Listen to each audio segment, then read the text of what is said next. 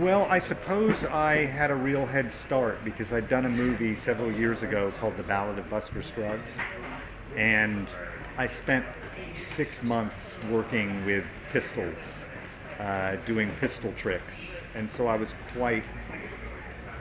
already very comfortable around a gun, what to do with it, how to draw it, shoot it, spin it, etc., etc.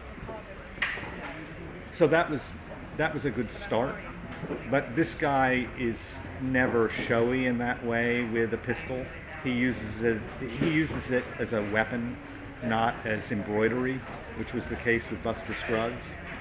And so I was advantaged by being able to do far less than I did with Buster Scruggs.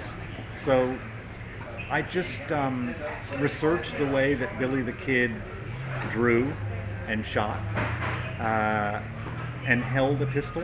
There are a few photographs, and then cut it away so that there was a real economy to what it is he does. He only spins the pistol once in the movie, and that's toward the very end. And then a lot of time loading and unloading, loading and unloading, hours and hours and hours, just so that it seemed like he knew his way around the weapon. Most of all, he wants to protect his child, and it's a losing battle because ultimately one can't be there all the time for one's offspring. I have 3 sons, and they do stuff that is ill-advised, just like I did stuff that was ill-advised when I was a kid.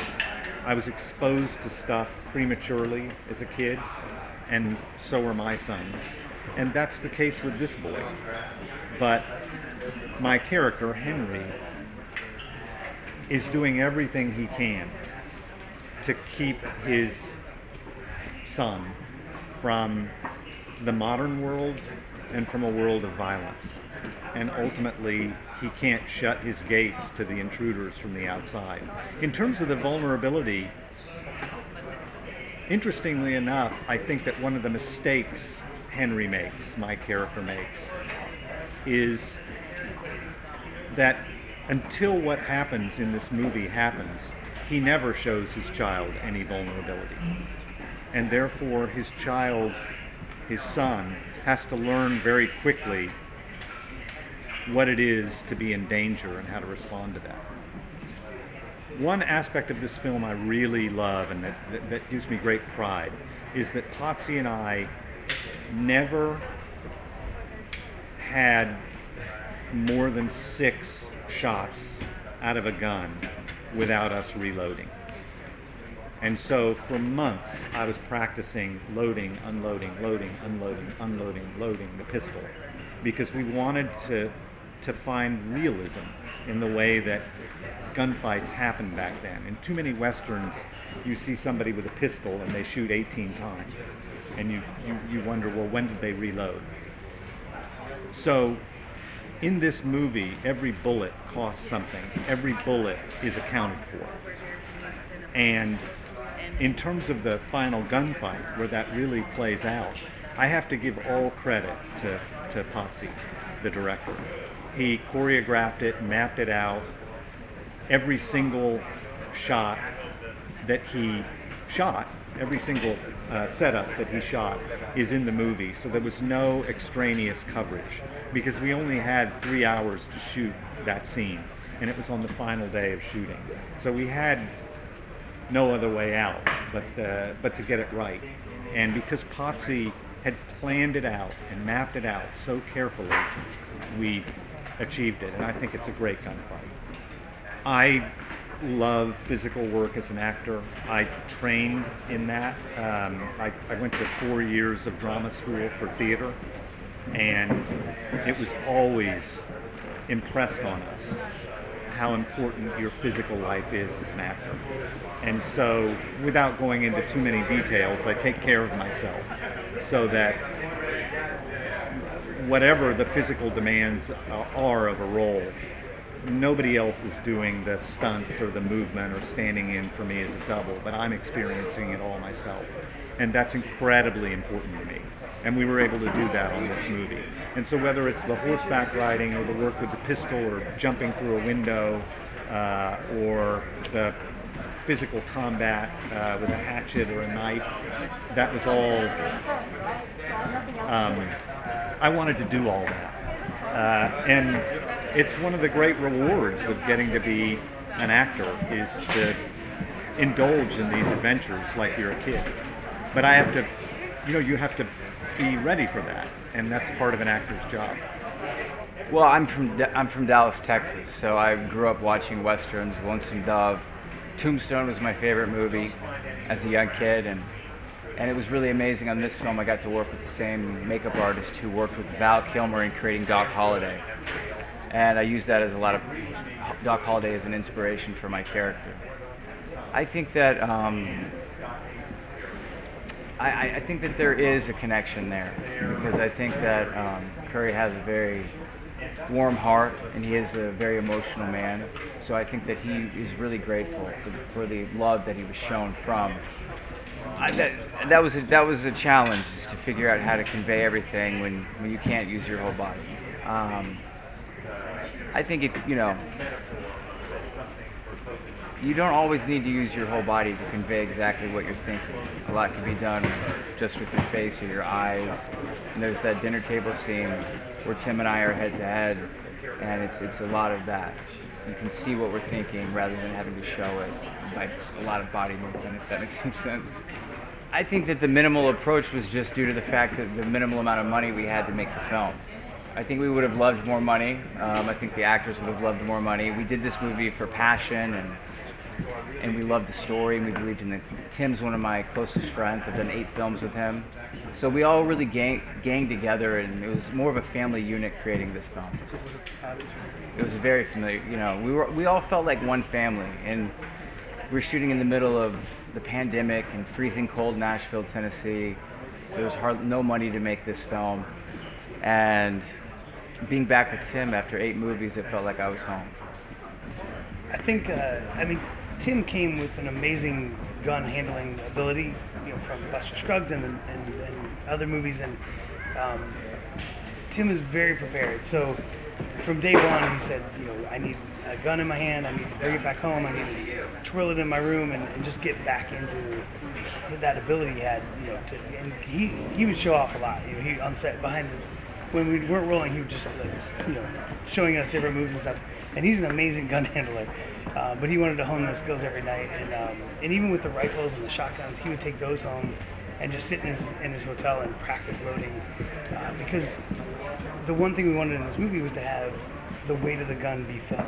So one bullet is so powerful and loud, and that could be life or death. So it was less about hearing multiple bullets and more about just the pulling of one trigger, and then that leaves you with 5 in the chamber. So you really have to count your bullets and be aware of where you're at. Otherwise, you have to find a hiding spot and reload. And so that's why that final gunfight, is so slowed down and almost like a dance, because you have to find your moments and really each bullet counts. So, but Tim, that. We wanted to show at the beginning that he held it a little looser, but as he kind of got more comfortable, that, if you notice the first time that Stephen Dorff comes out, or his character, and Tim walks out there, at the very end of it, Tim uncocks his gun, and you don't really see him cock it ever, but we know that somewhere in that moment, that was cocked, and it was just a reflex of his old self coming out. So. Location actually chose the film. So I was scouting for a different film on this huge property in Watertown, Tennessee, and came across this house down in the hill, and it was just gorgeous house, gorgeous setting, but it was, the sun was going down where we were scouting, and it was getting dark, and I'm not from the country. It's a scary place at night. There's animals, it's dark, and so that kind of spawned, like, what would you do if you were out here alone and danger came to you and there's nobody to help you? And so that really spurred the story, and started writing, and then the historical figure was added after that, in a later draft, because it really is about just the danger and about the danger of living out there on your own, but also the father and son story. So the house chose the script. So we were running out of light that day, so it was a lower budget film, so we only had a certain amount of days to shoot it. We had 21 days total, and this was our final day of shooting, so we had to get everything. And so the 2 days before, I was told my original ending we couldn't do because it ended up in the water in the creek. We tested the water and it had E. coli in it because the cow was on the property. So we had to scrap it. So 2 days before, I had to rewrite a new ending. Showed up on set with a whole shot list, and we only had about 2 hours to shoot it once they entered the woods. And so grabbed Tim, grabbed Dorf, was like, here's what's going down. So we and they were amazing, and they got it right away, and they understood kind of, we kind of talked about the dance of it and the slowness to it and the methodicalness of, when Tim walks out from behind that tree and just pulls that one last bullet and it's slowly in there and he spins it, he knows this is the death blow. He doesn't need to reload the whole thing. It's just one last bullet. And so I don't know if that answers your question, but that, that's kind of where just keeping the power of that gun and the heaviness to that gun was super important. Yes and no. I mean, I wrote it knowing I'm not going to go get $20 million to make this movie, so really had to keep that in mind. And with 12 guys, or all the guys showing up at the end, it's like, you kind of have to keep track of, all right, how every stuntman costs money, every this costs money. So getting through the stuntmen and getting through that big battle, and then without giving away the ending, but leaving it down to 2 men and really stretching that out, but that still stays powerful, it stays dangerous, and that's your true enemy. And so I think, yes, the budget had a little effect on how big it was, but it didn't. I definitely don't feel like I had to sacrifice anything to get that. And my DP, John Matashek, was, he's a good friend of mine, and we've worked on other projects. And from the beginning, we wanted to make sure we captured those wide, it's a small movie, but let's make it feel just massive in landscape and in distance traveled. And you see somebody up on the hilltop and the guy's down in the field scouting, and we just want to really let you feel the distance of the landscape. So